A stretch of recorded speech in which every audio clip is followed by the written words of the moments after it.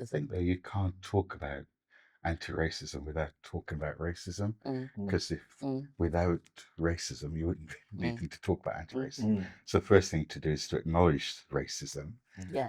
if you want to be anti-racist, and if you're acknowledging racism, you have to also, I think, explore and talk about where that racism comes from, which is a imperialistic colonialist system, and that system is a systemic one.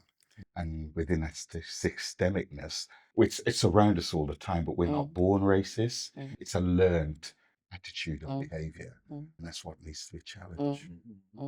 Yeah, for me, it's like going beyond sort of not being racist and kind of actively challenging racism and the systems that allow racism and kind of manifest racism in all of its different forms. So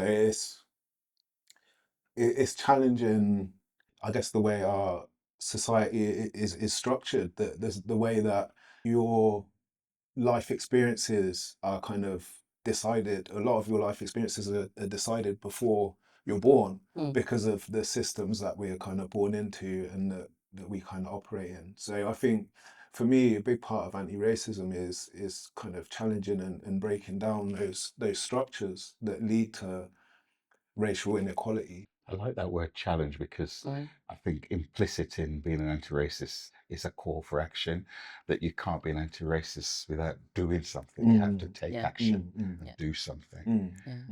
And for me, the doing has to be beyond sort of policies and legal, logistical things, but around how we individually and collectively challenge those things around us. So for me, oh, a great example for an anti-racist would be a person who, without any people of color being in a space, stands up and challenges something that's been said, without feeling that they're having to do it because there are other black people in the space.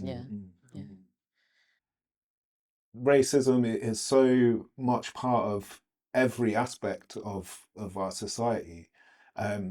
It's really difficult to kind of break down where to address it and how to address it, because it's in so many of these systems that we just take for granted. Yeah, and that's one of the issues I have with using the word inclusion, which always sounds to me like there is a status quo and you can come and join it, rather than rather than the status quo will change according to who is involved in shaping it. And I think institutionally, third sector institutions, cultural institutions don't flex, so there's, a lot of us people of colour work in freelance roles or do piecework with different institutions, and so the opportunities for long-term security are very limited. And then if you come from a less well-off background anyway, it's a very difficult choice to go into the arts, knowing that you have insecure employment, low wages and fewer opportunities. Yeah, I think institutionally the cultural organisations probably could be doing better in active anti-racist policies and approaches.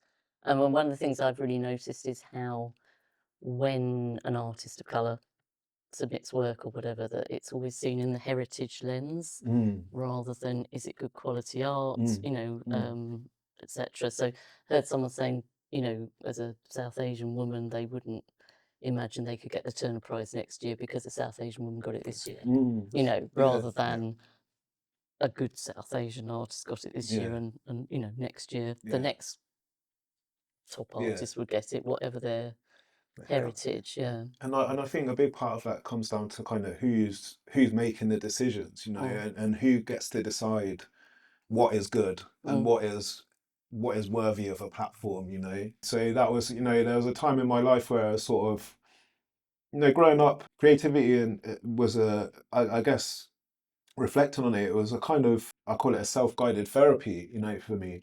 I can remember being a teenager and kind of feeling like I needed to create something. I'm sure you both relate to that feeling of just like, I need to do something creative. And there was a point in my life, it was like, I'm gonna either draw or I'm gonna write some lyrics. And as I got older, that decision became more and more, I'm gonna write some lyrics, because that's what I can kind of see a path for myself doing. And thankfully, kind of that path kind of, as I got older, then broadened out, and I started to see that actually I don't need to limit myself. Actually, partly through projects I've done with African-born musicians, and them sharing their culture and their kind of creativity, and the kind of lack of limitations to creatives in a lot of African cultures. You're not kind of a musician or a painter or a sculptor. You're just a creative. And kind of that really opened my eyes to sort of thinking, actually, I don't need to limit myself. I can still love hip hop and make sculptures, and actually, like, those practices can kind of influence each other. So I think that's another kind of really interesting aspect, and something that anti-racism can address, is actually kind of when young artists are kind of finding their feet, what is it that they feel that they're allowed to do, and what experiences they offered. Because again, coming from a kind of youth and community work background, so often when a youth club, particularly in like a council estate or something, is wanting to do a creative activity, straight away it's like, okay, they want to rap, and they want to make beats, which is a great, it's helped me endlessly in my life, and it's a great tool for engagement. But that always seems to be the go-to, not the only thing. and it's like, well, couldn't they, like, what about anything anything else? Like, dancer. Exactly. But those aren't always opportunities kind of directed towards global majority people.